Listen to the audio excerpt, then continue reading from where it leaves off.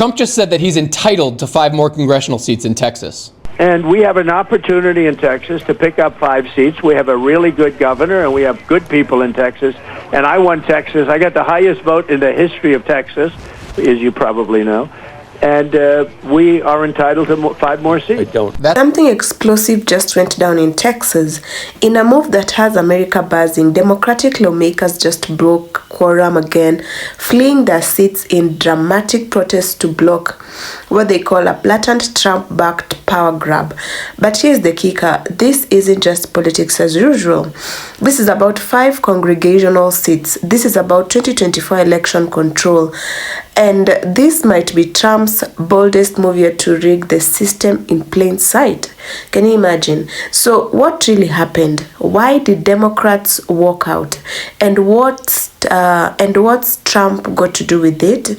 Stay tuned, because this story is deeper than headlines, and we are unpacking it all right now. That's not how any of this works at all. First of all, congressional seats aren't awarded to the president who wins a state. They're awarded to the congressional candidates who win their districts, even if they're in a state that's won by the other party. Second, Trump got the highest vote in the history of Texas because the state keeps getting bigger. Kamala Harris got more votes in 2024 than Donald Trump got in 2016, even though in 2016, Trump also got the highest vote in the history of Texas. And third, Trump won about 56% of the total statewide vote in Texas in 2024, a sizable victory. Yet Republicans control 65% of the total congressional seats. If congressional seats were allocated based on the size of a president's victory, Republicans would control 21 seats, yet they currently control 25 seats, and Trump wants to give them 5 more to give them 30 seats in Texas. The most telling thing about this redistricting fight in Texas is that Republicans aren't out there whining that these maps are unfair or gerrymandered in Democrats' favor. Why? Because they drew the maps. They're already gerrymandered in their favor. Texas Republicans aren't trying to do a mid-decade gerrymander ahead of the midterms because they think these maps are unfair to them. They're doing it solely because Donald Trump instructed them to, and because he's got a governor and a Republican legislature full of Trump ass-kissers. Everybody, Trey, Martinez, Fischer in Austin, en route to Chicago. Once again, Texas Democrats fighting for democracy. We will never bend the knee to tyrants and MAGA extremists. We want to make sure that minorities will always have the opportunity to elect candidates of their choice in Congress. And hey, America, Democrats, we got to fight like Democrats. Let us push back. We will not do this alone. We will need your help. We will need your prayers. We will need your support. Texas Democrats have just left the state to break quorum. That means they have a chance of stopping Donald Trump in his attempt to steal 5 congressional seats in the great state of Texas. Let's have their backs. Every day that they're out there, they're charged $500 a day per person. This is going to be tough. This is going to be expensive, but this is the fight of our lives. To be honest, the Texas maps are not going to be as extreme as those other blue states that you talked about. But another thing, and that is what Texas is doing under these new maps. 4 of the 5 new seats will be a majority Hispanic seats. One of the seats is going to restore the Barbara Jordan seat over in the Houston area. And so these are seats where Democrats are having to come to grips with the reality. And that is, they are now losing the votes of Hispanics and black voters in the state of Texas. And these districts are going to show that Hispanics and blacks, as well as others, are voting for Republican, and Republican is their candidate of choice. And we will ensure that will be achieved at the congressional level in the state of Texas. So, guys, we need to talk about this because McDonald Trump and Republicans in Texas are pushing to redraw congressional maps mid-decade, even though we just did that after the census. Why? Is it so they can carve out 5 extra seats that are guaranteed wins for the GOP? Not because more people voted for them, not because the population changed, but because they're afraid they'll lose without rigging the rules. And yeah, it's technically legal thanks to a 2019 Supreme Court ruling that said federal courts can't stop partisan gerrymandering. But come on, let's be real about this. Just because something is legal doesn't make it right. This isn't democracy or the republic. This is a power grab. It's Republicans saying, we can't win fair and square, so we'll redraw the map until we can't lose.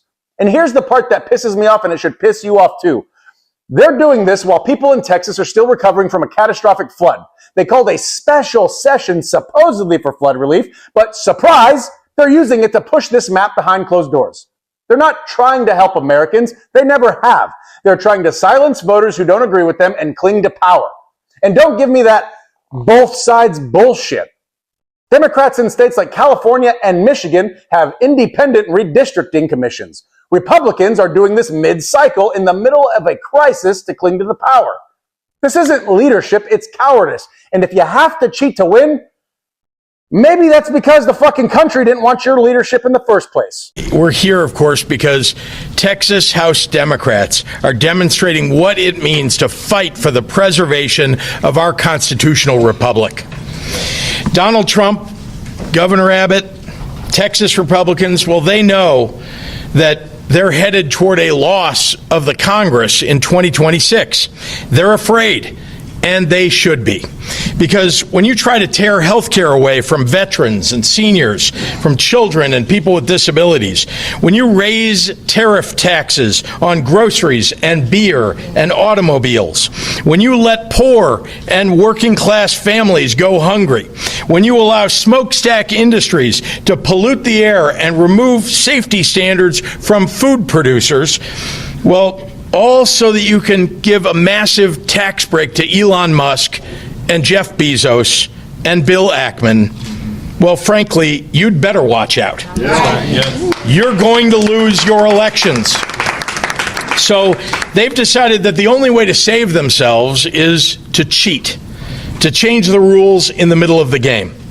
And what do MAGA Republicans in Texas do when Donald Trump ignores, well, his oath of office and theirs, and when they're taking it upon themselves to thwart the will of the American people? Well, they say, when Donald Trump calls, they say, "Yes, sir. Right away, sir. Happy to lick your boot, sir." When Donald Trump says jump, Greg Abbott and Ken Paxton say, "How high?" They don't care that they're violating the Voting Rights Act and racially gerrymandering their state.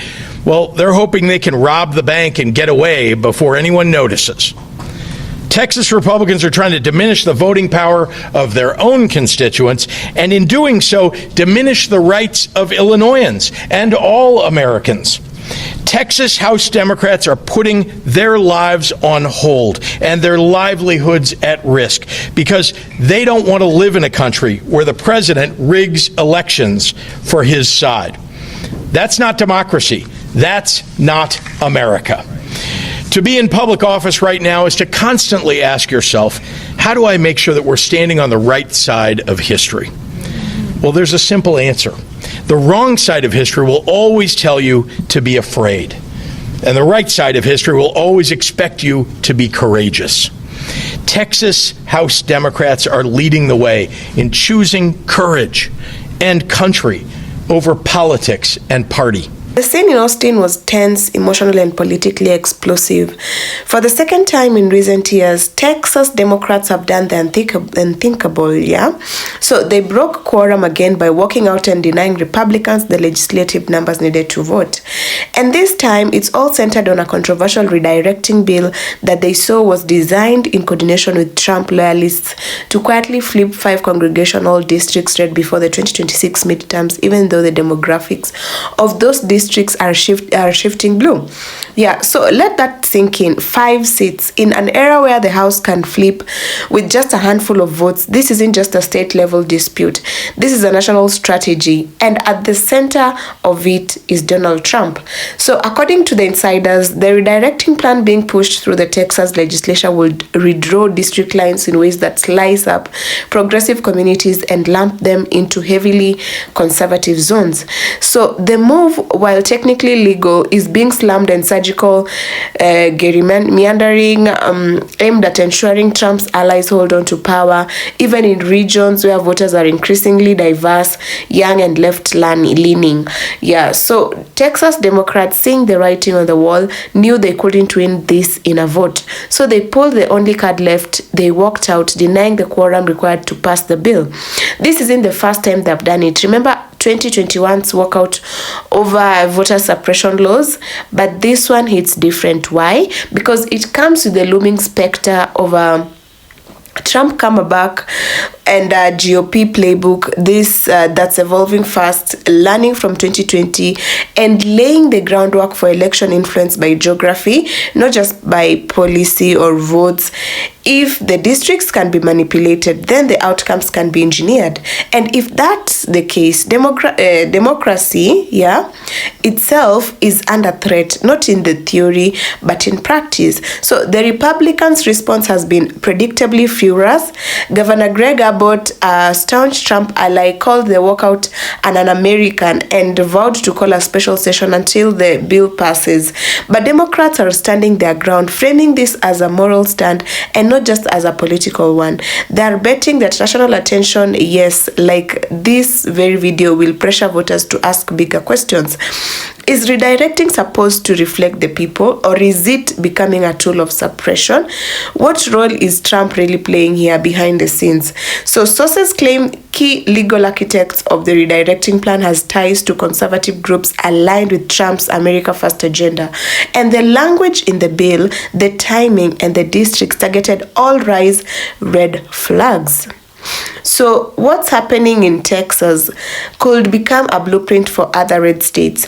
If they succeed, we might see similar moves in Georgia, Florida, and even Arizona, all battlegrounds with changing demographics. So, and here's where it gets chilling. Once redirecting is done, it's locked in for a decade. That's 10 years of potential political imbalance. And even if voters try to push the pendulum the other way, so the question we are left with is this: are we watching democracy in decline, or are we witnessing people fight back before it's too late? So either way, this is not just a Texas story, this is an American story, and it's unfolding really fast.